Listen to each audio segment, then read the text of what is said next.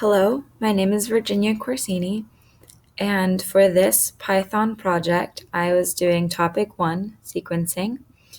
And what we had to do for this project was to learn some Python by taking a Coursera class. And for me, I had to calculate the average flow time, average tardiness, and make span based on first come, first served, shortest processing time, and earliest due date rules of sequencing. I then took this input data and calculated graphs to show a full report of processing time, due dates, flow time, tardiness, and tardiness.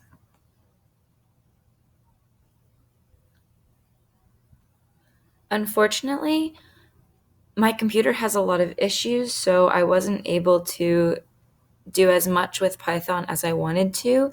A lot of the time, I was using this Python playground where I had to only use what was already included in Python.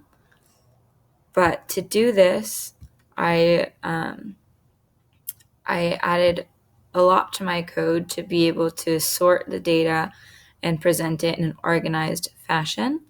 I also used PyCharm for the graphing part and Plotly, but it seems to make more sense in here, so I'm going to go through my code in the Python playground first.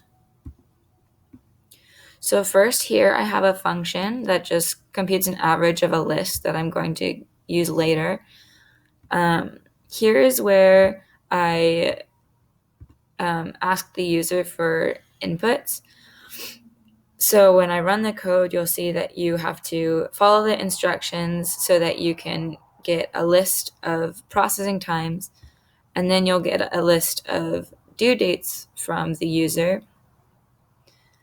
And then right here, it'll calculate the number of jobs that the user input. And if for some reason the number of processing times and the due dates that they put in don't match up, an error message will come out. Here I'm sorting by first come, first serve. And then we go down to the calculations and sorting for the shortest processing time, which also sorts the due dates. So it's not just sorting one column, it's sorting the whole thing, including the jobs. And each one of these will print. Here we're calculating the earliest due date, and it has about the same principle as the others. Here we're calculating flow time for first come, first served. I think this is supposed to be. Here we're calculating flow time for first come, first serve, and then tardiness for first come, first serve.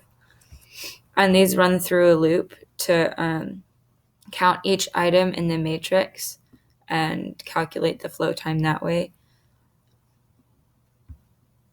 Then we do about the same things for shortest processing time and earliest due date. Down here, I calculated the average flow time, average tardiness, and make span for first come, first serve, shortest processing time, and earliest due date. Here's where I used the function that I showed above, and that outputs nicely in the end as well. So here I'm going to run this code and show you the error message that goes with it, and then I'll go over to PyCharm and show you the rest of the code that I've created. So here it says input processing times for each job, starting with job 1, separated by a space.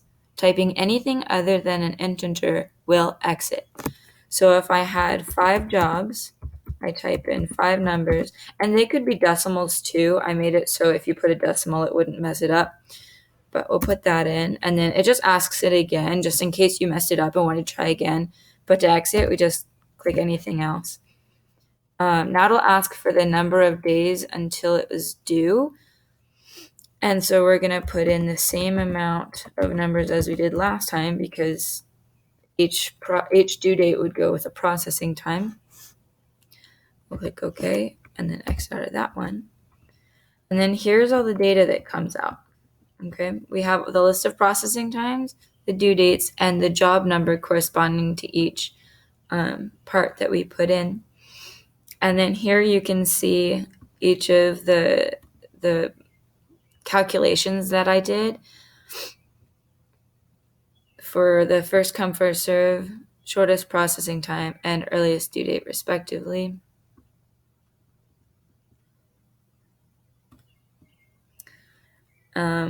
And if we come down here, we can see all of our results. And based off of our inputs, we can see that the average flow time is the shortest for the shortest, sorting by the shortest processing time. And it also has the least tardiness and the shortest make span. So for this data set, we would want to make sure that we sorted by the shortest processing time for sure.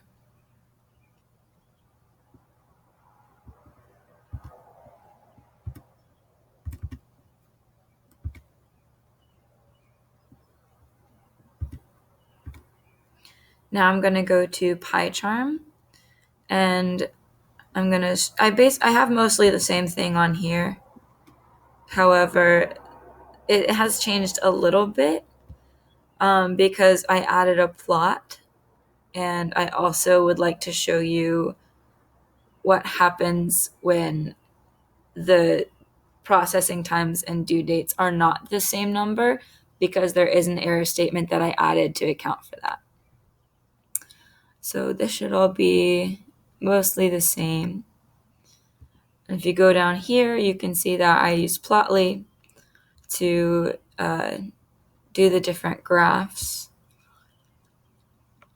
I was having a little bit of trouble getting all three of them to graph, but I'll just show you guys one for now because it's a bit of effort to go through it, but that's okay. So we're going to run it here. And first I'll show you the error message. So say we put 4 values for processing time, and then, or 3 values for processing time, and then 4 values for earliest due date. You get an error message that says the number of inputs for processing time and due date do not match. Please try again for coherent results. So that would tell the user that they need to rerun the program and make sure that they're putting in the same amount of numbers. Now I'll run it again correctly, just using like 3 to make it quick. Now we have all of our answers, and now we can go to, here we're at Plotly. If I refresh the page, it'll show the sequencing table for the shortest processing time. So supposedly if you had more jobs, it would show them and it would show the whole thing. But since I only had 3, it looks really small. But here you can see how they've been sorted and how it goes down the line. It's a pretty cute table, I think. It's a pretty nifty way to organize the data that I get from Python.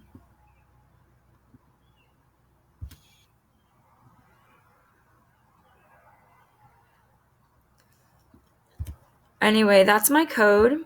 I really preferred using Python Playground, but I was really limited and I had a lot of struggles with my computer limiting me and then having limited time at that point to finish everything.